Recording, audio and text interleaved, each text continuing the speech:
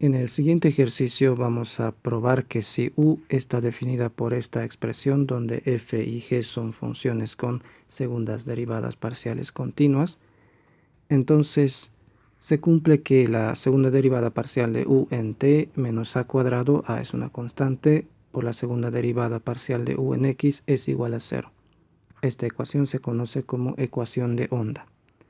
Para ello vamos a usar la regla de la cadena.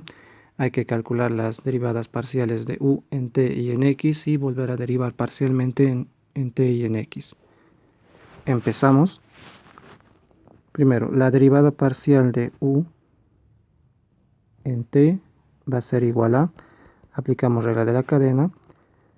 Primero, derivada de f de x menos at, luego multiplicada por la derivada del argumento de f, derivando respecto de t, eso da menos a, más la derivada de g de x más at, regla de la cadena, derivada de g' de x más at, multiplicada por la derivada de su argumento respecto de t, derivada de x más at en t, a.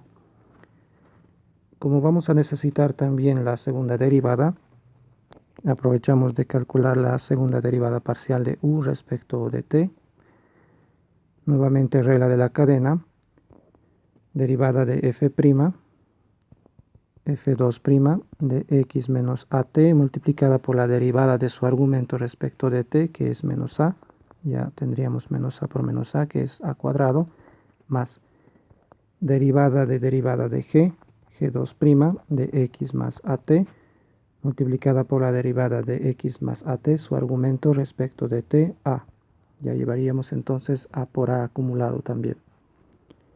Es decir, en resumen, tenemos que la derivada parcial de segundo orden de u en t es a cuadrado f2' de x menos at más a cuadrado g2' de x más at.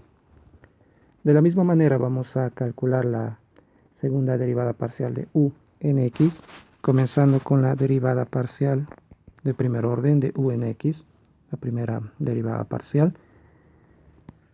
Regla de la suma, derivada de f'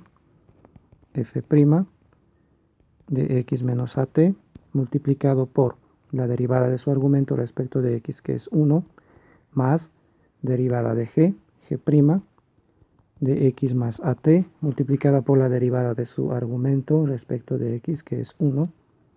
Luego, para la segunda derivada parcial, tenemos nuevamente regla de la suma y regla de la cadena, derivada de f',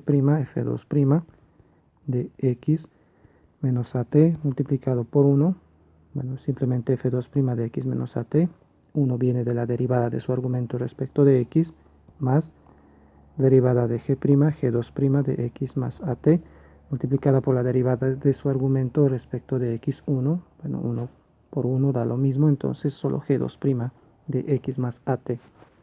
Tenemos entonces que la segunda derivada parcial de u en x es igual a f2' x menos at más g2' x más at.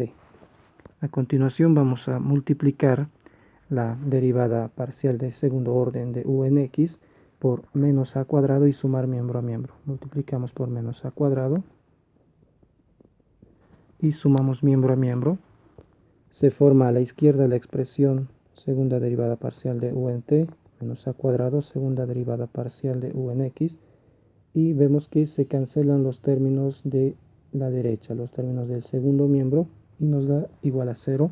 Por lo tanto queda aprobada esta igualdad.